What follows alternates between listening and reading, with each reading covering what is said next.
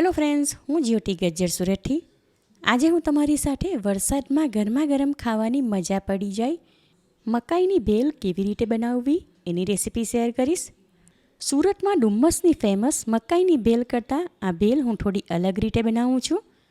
ઘરમાં નાના મોટા બધાને જ પસંદ આવે એવી આ ભેલ ખાવામાં એકદમ ટેસ્ટી ચટપટી લાગે અને કોઈપણ જાતની વધારાની મહેનત વગર માત્ર 10 મિનિટમાં બનાવી શકાય. તો ચાલો આજની આ મજેદાર રેસીપી શરૂ કરીએ. ભેલ બનાવવા માટે મેં અહીં એક મોટી સાઇઝના મકાઈના ડુંડા ઉપરથી દાણા કાપી લીધા. તમે આખા દાણા કાઢીને પણ લઈ શકો. મેઝરમેન્ટ પ્રમાણે આ દાણા લગભગ 1.25 કપ જેટલા છે. સાથે મેં અહીં કેટલાક ઝીણા કાપેલા શાક લીધા. એમાં 1/2 કપ કાંદા, 1/2 કપ કેપ્સિકમ અને 1/2 કપ જેટલા વચ્ચેના બીજ હટાવીને કાપેલા ટામેટાં લીધા. 1 ક્યુબ અમૂલ પ્રોસેસ ચીઝ અને એક લાંબી સાઇઝનું આવું સાધારણ તીખું મરચું લીધું. એને બિલકુલ ઝીણું કાપી લઈશું. હવે આગળના સ્ટેપમાં એક ફ્રાય પેન લઈને સ્ટવ ઉપર ગરમ કરવા મૂકી દીધી. ત્યાં ગેસ ફ્લેમ લો ટુ મીડિયમની વચ્ચે રાખીને એમાં 2 ટીસ્પૂન જેટલું અમૂલ બટર લઉં છું. બટર પીગળે ત્યાર પછી એમાં ઝીણું કાપેલું લીલું મરચું ઉમેરું છું. આ મરચું સાધારણ તીખું છે, તેમ છતાં તમે છોકરાઓ માટે આ ભેલ બનાવો તો મરચું એ પ્રમાણે વાપરવું. મરચું બટર સાથે મિક્સ કરીને થોડી સેકન્ડ માટે સાંતળી લઉં છું. હવે આમાં મકાઈના દાણા ઉમેરીને મિક્સ કરી લઉં છું. આ રીતે બટરમાં મકાઈના દાણા શેકી લેવાથી ભેલ ખાવામાં એકદમ બટરી લાગશે.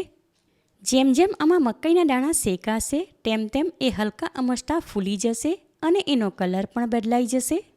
સ્વાદ પ્રમાણે આમાં અડધી ટીસ્પૂન મીઠું ઉમેરું છું. આમાં મીઠું પણ હમણાં જ ઉમેરી દેવાનું, એટલે મકાઈના દાણા ખાવામાં ફીકા ન લાગે. તમે જોઈ શકો છો પહેલાં કરતાં મકાઈના દાણા સારા એવા ફૂલી ગયા. હવે માત્ર 2 મિનિટ માટે એને લો ફ્લેમ પર ઢાંકીને થવા દઉં છું, એટલે સારી રીતે બફાઈ જાય. 2 મિનિટ પછી ફ્રાયપેન ઉપરથી ઢાંકણ હટાવી દઉં છું અને હવે એમાં કાપેલા કાંદા અને કેપ્સિકમ ઉમેરીને મિક્સ કરી લઈએ. આમાં કાંદા અને કેપ્સિકમનો હલકો અમસ્તો કલર બદલાય ત્યાં સુધી જ એને થવા દેશું. કારણ કે આ ભેલમાં એ થોડા કાચા પાકા હશે તો એનો ટેસ્ટ સારો લાગશે. હવે થોડીવાર પછી કાંદા અને કેપ્સિકમનો કલર બદલાઈ ગયો માટે ગેસ ફ્લેમ ઓફ કરી દઉં છું. ત્યાર પછી એમાં કાપેલું ટામેટું ઉમેરીને મિક્સ કરી લઈએ. અને હવે આ મિશ્રણ આગળની પ્રોસેસ માટે ફ્રાયપેનમાંથી એક મિક્સિંગ બાઉલમાં કાઢી લઉં છું.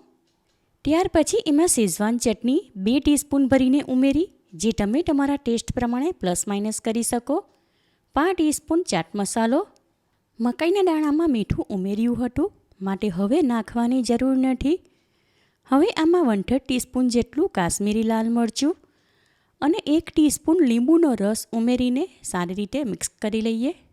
ભેલ તૈયાર છે તો હવે આમાં 2 ટેબલસ્પૂન જેટલી ઝીણી કાપેલી કોથમીર અને અડધો કપ બેસનની સેવ લીધી, એમાંથી હમણાં 2 થી 3 ટેબલસ્પૂન જેટલી ઉમેરું છું. 1 ક્યુબ અમૂલ પ્રોસેસ ચીઝ લીધું હતું, એ અડધા ભાગનું આમાં નાના કાણાવાળી ગ્રેટર વડે ખમણી લઉં છું. ત્યાર પછી ભેલમાં આ બધું સારી રીતે મિક્સ કરી લઈએ. હવે ભેલ તૈયાર છે તો આ ટાઈમ પર એકવાર ટેસ્ટ કરી લઉં છું. ભેલ એકદમ ટેસ્ટી છે. હવે ગરમા ગરમ ભેલ એક ડીશમાં સર્વ કરું છું. વરસાદમાં ખાવાની મજા પડી જાય એવી સુપર ટેસ્ટી મકાઈની ભેલ તૈયાર છે. ભેલમાં બટર, ચીઝ, શેઝવાન ચટણી અને મસાલા, એના કારણે આ ભેલ એકદમ ટેસ્ટી ચટપટી બની. મકાઈની આ ભેલ સાંજના ટાઈમ પર હલકી ભૂખ લાગી હોય ત્યારે ખાવા માટે બનાવી શકાય. સવારના નાસ્તામાં ખાવા માટે પણ બનાવી શકાય અને છોકરાઓને લંચ બોક્સમાં પણ આપી શકાય. એકવાર આ રીતે તમે મકાઈની ભેલ બનાવશો તો ગેરંટી સાથે કહું, ઘરમાં નાના મોટા બધા જ વખાણ કરીને ખાશે અને છોકરાઓને તો ખાવાની મજા પડશે. માટે આ રેસીપી તમે જરૂરથી ટ્રાય કરો. તમને મારી આ રેસીપી કેવી લાગી એ કમેન્ટ કરીને જણાવો. પસંદ આવી હોય તો વિડીયોને લાઇક અને શેર કરો. ચેનલ પર નવા હો તો સબસ્ક્રાઈબ કરીને બાજુમાં આપેલા બેલ આઇકન પર ક્લિક કરો, એટલે આવનાર દરેક નવી રેસીપીઓની જાણકારી તમને મળતી રહે. ફરી મળીશું એક નવી રેસીપી સાથે. Eat healthy and stay healthy.